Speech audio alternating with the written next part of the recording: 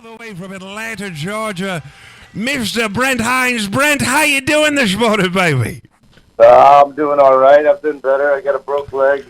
Baby, I heard about this broken leg. How the hell did you break your leg? Cranking my 65 Triumph motorcycle. Holy smokes. Is it? Oh, jeez. Just cranking it. Yeah, didn't even get to crash it. Oh, jeez. Holy God. Brent Hinds on the line with a broken leg. When did you do this? I did this the day before Thanksgiving. So, and now I've caught I went out last night for a Christmas party, and now I got a cold. I'm sick on top of the broken leg. So I've been better, Jeez. I've had better times. You've just been pouring eggnog down your legs and in your throat. When it rains, it pours. It really does, baby. I heard a little bit about this leg. How's the recovery going? I mean, it's been only a few weeks. Slowly and painfully. Is that right? Yeah. How long did they give you before you're back up on your feet? Around January 16th or something like that. They actually got it down to the date. Yeah, they got it down. Oh, baby, I'm sorry to hear that. That's terrible. Yeah. So, this is my first broken leg, and I've had like a broken thumb and a broken foot before, but a broken leg is truly debilitating. Crutches everywhere. You're like stricken to, you can't get, it's fucking horrible. Trying to get a glass of water is a challenge. You got like little rock guys from around town, like bringing you water. I wish. Because I know Petro, he does, when he's in town, he does that for me. He also waxes my Miata. I bet. He does. He can't stop waxing that Miata. But nonetheless, I'm sorry to hear that. I heard that you guys were going to do a tour with the GTO, and that tour's not happening. I had to cancel that whole tour. I think it was like 12 or 13 shows I had to cancel. Jeez. Have you ever had to cancel a tour like that? No, never. That's my first time. Holy first time for everything. That's another list of firsts. Well, I mean, once you do something this long for a living, it's bound. Every facet of the job is bound to happen. Speaking of that, I was talking about it. You obviously, a lot of people know you from your work with Mastodon, and I, believe it or not, I was in Atlanta in '99, 2000. I saw an early show of the Mastodon at a club on Ponce de Leon, and I looked at you guys, and I was like, these guys destined for fame. And sure enough, had I had money and somebody to bet against, baby, I would have been a rich man. Yeah. You should have signed us. You should have scooped us up right there. I should have signed you. Our A&R guy. Exactly. I would have been, oh, yes, I've got contracts for you to sign, baby. Yeah. So, Brent, I got to ask you, I mean, we're going on 20 years almost. What's the secret to keeping a rock and roll group together? I can't even keep a marriage together long in 6 months. How do you keep a rock and roll group together for that long? Oh, you got to respect one another, honestly. You got to respect each other's personal space, and you have to live on a tour bus together, and you just need to have the common courtesy of your fellow brother.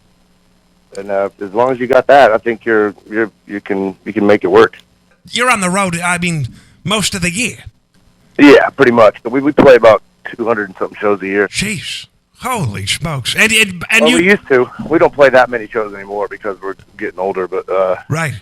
Yeah, we still, we're booked up solid for the next 2 years because we got a new album coming out real soon, coming up in March of 2017. We got a new album coming out. Tell me about this record, because I heard at one point it was maybe a double record, or there's there's a lot of material you guys were working with, and it's coming out in March. Can you tell me a little bit about what's going on with the new record? Yeah, I think it's kind of like an homage to time. We're kind of playing on the timeline of how life occurs, Right. And that's kind of the concept behind the album. And then the songs we went with Brendan O'Brien again, and right. he's a really funny guy and an awesome producer to work with, and just he makes it feel like you're not working at all. You're just having fun, you're just playing music. How long does it take to record a Mastodon, masterpiece? 2 months. Is that right? 2 months. 2 months it took us. Jeez. Took us the month of October. We went in October 3rd, 2016, and came out. We did an Atlanta session, and then we did a Los Angeles session at the Jim Henson Studios on La Brea and Sunset there in Los Angeles. But that was interesting. Walking to I work every day, walking down Hollywood Boulevard with all the people dressed up like the stars, but they're just like impersonating the stars. You know, you got Superman, you got just every action star down there. A couple of times I got stopped by some like vacationers from like out of town, and they were like, "Oh, excuse me." Like a couple of them were from England, and they were like, "Oh, are you Brent Hinds from Mastodon?" And I'm like, "No, I'm not." And because like everyone's like, it's like a fake. I was like, I'm just like a Brent Hinds impersonating. I'm impersonating him. Yeah, that's what I told a couple of people. That's the only place you can get away with that down there. Of course, on Hollywood Boulevard. And they believe me. They're like, "Yeah, you got the tattoo perfect. You look just like him." I'm like, "Yeah." People been telling me I look just like him, so I figured I'd come down here and panhandle for money like him. You should. You make a couple extra bucks. I gotta. There's. I mean, you mentioned it. You've been doing this for so long. Have you? I mean, there's plenty of opportunity to have a Spinal Tap moment in your life. Is there a moment for you that you're like, "Oh wow, we are just like this movie"? Oh God, yeah. A lot of moments are Spinal Tap moments. Well, you're not finding the stage. Yeah, that's a real thing. Where we play some places that are so big that it's kind of difficult to find the stage sometimes.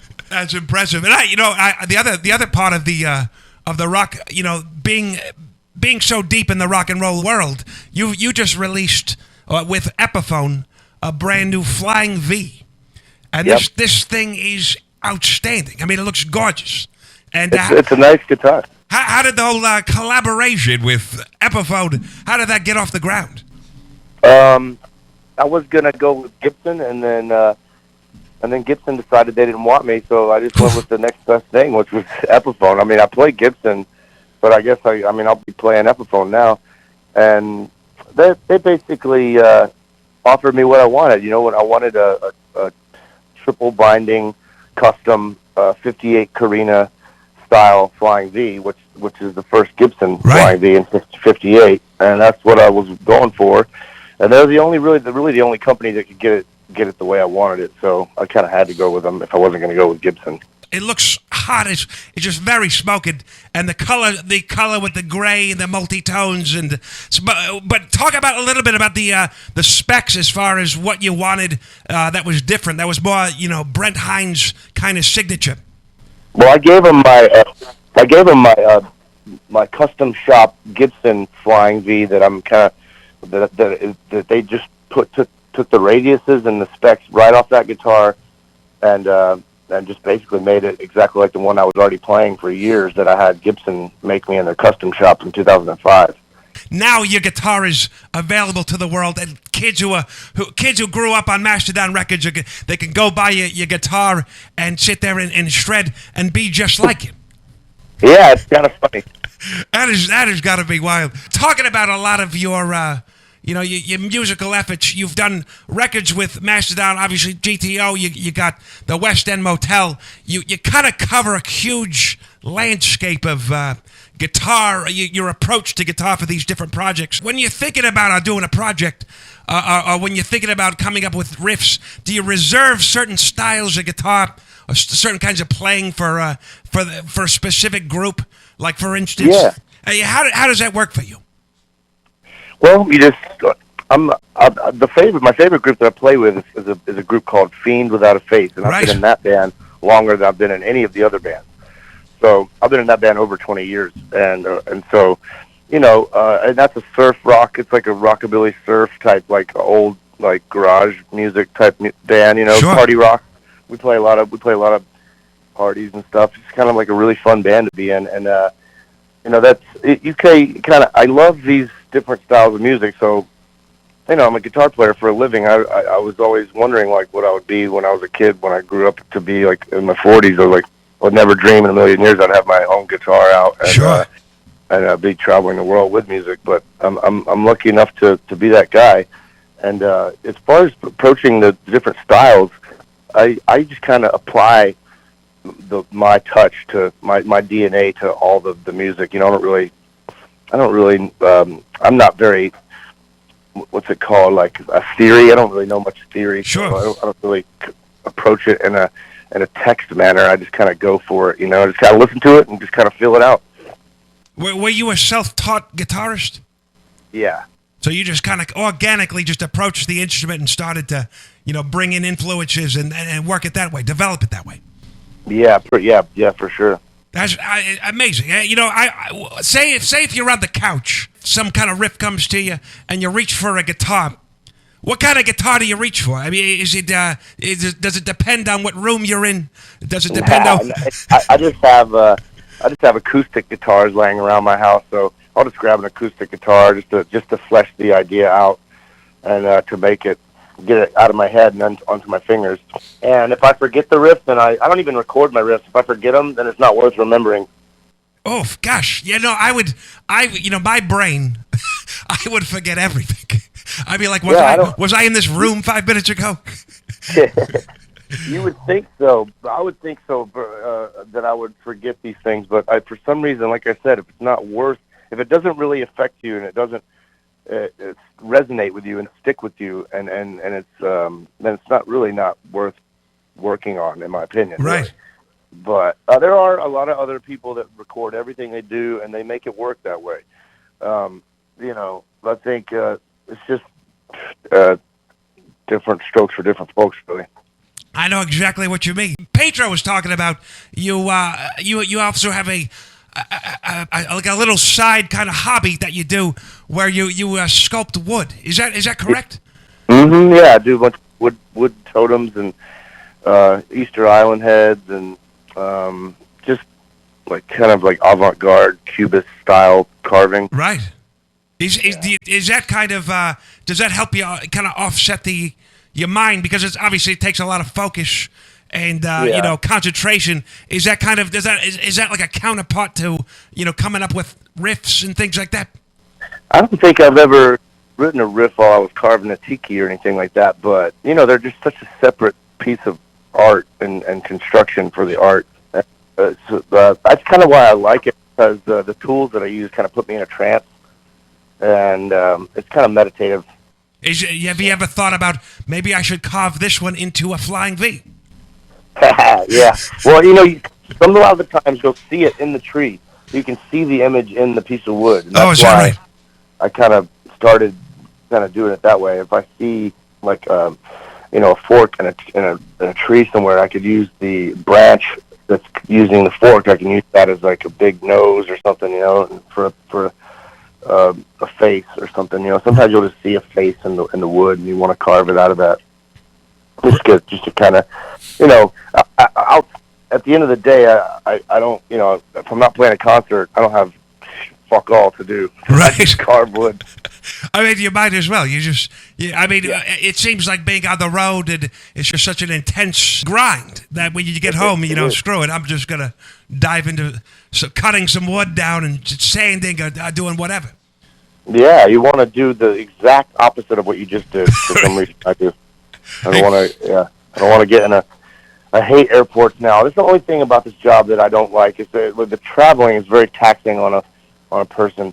After 20 years of traveling around the world, you just kind of, you really get jaded to airports, and you don't want to, you know, it almost gives you like agoraphobia in a way. I swear, it's weird. It's like the more I'm around people, the less I want to be around more people. Right. What's your take on? I mean, you must have to go through security all the time and have to take your belt off, and it's just a pain, you know. It's just the only pain, thank God, of the job. Really, it's just going through just having to deal with the TSA people, you know. Right. I love getting demoralized before I get on a plane. Oh, yeah. I've had a guy tell me good luck with my tattoo, my face tattoo. Like, good luck with that. I'm like, look at my passport. I'm going to Portugal to play a show, and you're working in the airport. You jackass. Right. It's crazy because, I mean, obviously you play in the group, and you play in many groups, but you're predominantly known for being in Mastodon, which is a heavy group. Do you get pigeonholed a lot? I mean, people think, oh, this guy is just a metal guy or you know what I mean? I mean, do people? Well, not really, because of the Western Motel band that's been out for quite a while, Right. And the Fiend Without a Face thing has been out for quite a while. So people kind of know that I'm kind of flip-flopping between those two styles. Sure. I like heavy music, and I like old like soul music and surf rock and stuff like that. Tom, of course, from West End Motel's a great friend of the program. I heard that you guys are working on a brand new record for, I guess, to come out in the next year. Is that true as well? Yeah, yeah. We are just we're kind of putting the finishing touches on the new West End Motel album, which is called Bad with Names, Good with Faces. Oh yes, that's how it sounds like you're describing me. Yeah. It is what we're going to call. We were going to call our last album that, but we were like, we went with Only Time Can Tell. Yeah, man. It's a true statement. I'm really bad with names, and I'm really good with faces. You know, I could see a person once, and if I see him again, I'll recognize them. And like, yeah, I've met you before. I don't remember your name though. But you know, a lot of people, they're like, because you play in a popular group, they know your name, but you don't know their name. Of course. So, and that's another reason why I wanted to name the album that, Bad with Names, Good with Faces, because I wanted to explain to people that, you know, I can't remember everyone's freaking name that I meet. You know, it's impossible. And after a while, you meet people, and then they're like, we've already met, and you don't remember me, and they're kind of like giving you shit about it, you know. Sure. And it's weird. It's like, well, I mean, can't you understand that what I do for a living, that I meet so many people, and they don't. Some people just hold it against you for not remembering their name. I swear. Right, of course they get that the feelings are hurt. I get it all yeah, the they time. get the feelings hurt. Yeah, they get all sappy on you. I was going to name my autobiography "Bad with Names, Worse with Faces," but but I forgot to write it. But you know, it's fun. Let me ask you. This is an oddball question. I love oddball questions. Have you ever Googled yourself? I have. I did that last Christmas while I was visiting some friends in England, and then we were bored off our tits. So I Googled myself, and I've never seen so many pictures I've never seen before of myself. 80s. I mean, Googling yourself. I once paid a lady to Google me, and it was very gross. But I try to stay off the Google. I Googled you for prepping for this program, and I saw this thing making. And you probably know, but it's probably old news. But I saw this thing, and I had fans ask me, "You gotta ask Brent this."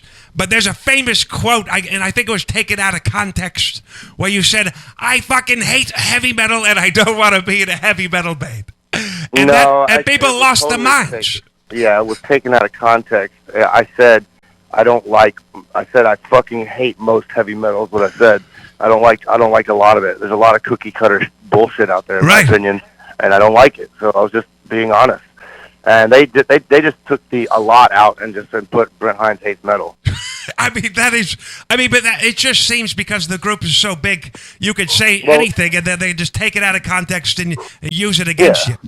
Yeah, these guys, I mean, they need people to come by and visit their website, and how are they going to do that without taking people's text out of content, you know, quotes out of, you know, that they got to somehow sell magazines, so I can understand why they're doing it.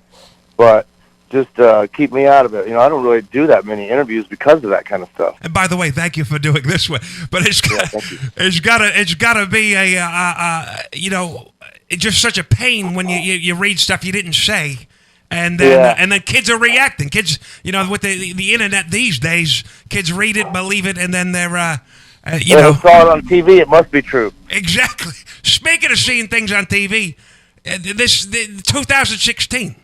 It's been one of the craziest years ever. What's your thoughts on? Do you have any kind of remarks or thoughts about this wild year named 2016? Man, I really wish that a lot of the great artists that we lost this year wouldn't have passed along. And I really thought that 2016 was going to be my year on so many different. Because I had a really productive year, and I put out. I think I recorded four full-length albums this year of 2016. And I was having a really great year, and then I turned right around and I broke my leg. Oh. And that just put a damper on the rest of the year. Thank God we're right here at the end of the year. And and it just kind of sucks to ring in 2017 with a broken leg. Right. I'm telling you, you gotta get some servants, some manservants. I would like to have any kind of like a couple, like 2 Chinese kids help me out. Sure, a couple pool boys. I think we can. Yeah, anybody that's willing and able and free and they got time. Yeah, I could definitely use a volunteer of some sort, a little assistant of some sort. I need like a little, it's like some kind of like Dr. Jones had that Chinese kid. Right, right, of course. Short round. Indiana Jones. Yeah, I need like a little short round dude around. I agree. I got a couple. We call them interns in my industry. And yeah. I just send them out. Give me hot coffee, damn it. And they just come right back. I love it. It's a great experience. When you're done with rock, you should get into radio. Oh man, we had a bunch of interns in the studio. So for the month of October and November, I was sending interns all over the place to get stuff. Rolling papers, just you name it. More rolling papers. Yeah. So, that's another thing. People talk about your affinity for the marijuana. Is it as true? I mean, you don't really make a big deal because it's just hanging out. But I don't really make a big deal of it. I just like to smoke it. It relaxes me, and I truly believe in its medicinal purposes. Absolutely. No, sadly, the government doesn't. That is sad. Which is crazy. They're only shooting themselves in the foot by doing that. Right. Well, they got to figure out how to tax this sucker. Yeah, they'll come up with something. I mean, we went through the prohibition days with alcohol. It's kind of like the same thing that's going on with marijuana right now. Marijuana, though, thinking about, you probably write a lot of riffs. You get in the zone, you write some smoking riffs, and then you're in there. Yeah. I mean, does marijuana also help you for fans when they're listening to, say, a Mastodon record and following the parts? I feel like marijuana is the key to unlocking it for listeners. Yeah, you're right. It really does get the creative juices flowing, I find. I mean, geez, it has been working for me for years, baby. Do you partake? Baby, I partaked before they even knew what it was, when it was just a wild weed growing out in the caves.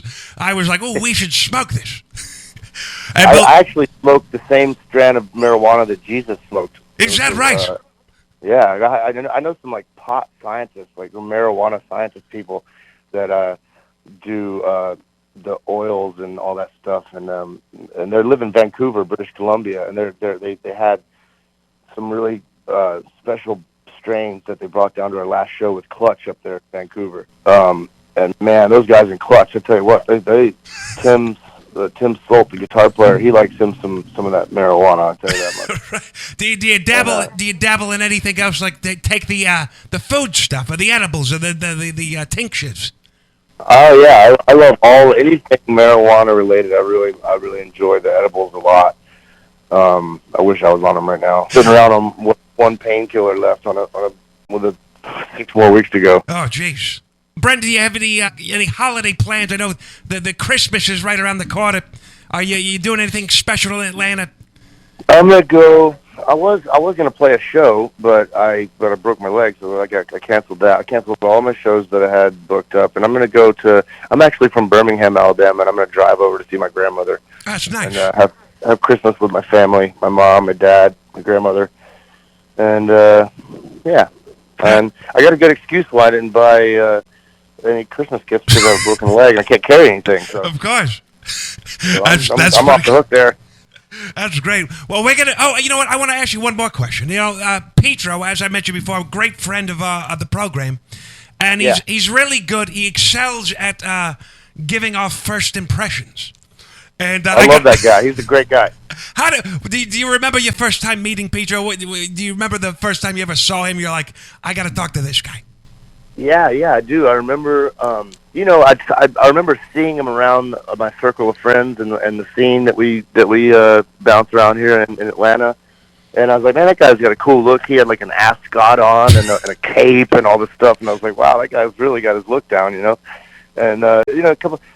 I think I'm actually a pretty shy person. If I don't know someone, I'm not going to just go up and start talking to them without getting like introduced or something. So just through our circle of friends, the bowl. I think it's actually marijuana that brought me and Petro to get to be friends, because we're at this place called the Star Bar where we all play a lot, and we all hang out in the dressing room, and it's just a big smoke fest, and everyone's just passing the bowl around.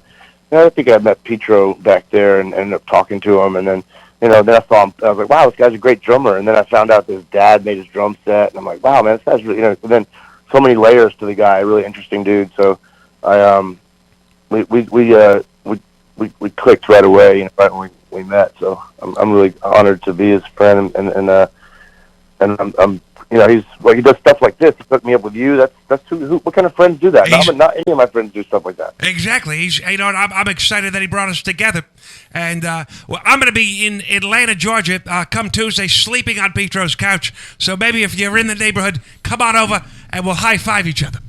For real? You're going to come into Atlanta for the holidays? Exactly, baby. I'm going to be. I wish I could bring my Miata, but it won't make it across the country. So I'm flying in on Tuesday, and it's going to be. We're going to be reunited with a lot of old friends. Well, that sounds great. I'm looking forward to meeting you in person. Hey, baby, it would be great. And Brent, I want to thank you once again for being a part of the program and sharing, talking all about all of the projects you're working on. And obviously, I wish you the best of recovery. Well, thank you so much, and I'm honored to be on the show, and thanks for having me. You got it, baby. We'll talk to you soon. We'll talk to you in Atlanta. All right, bud. I'll see you when you get here. All right, take care, baby.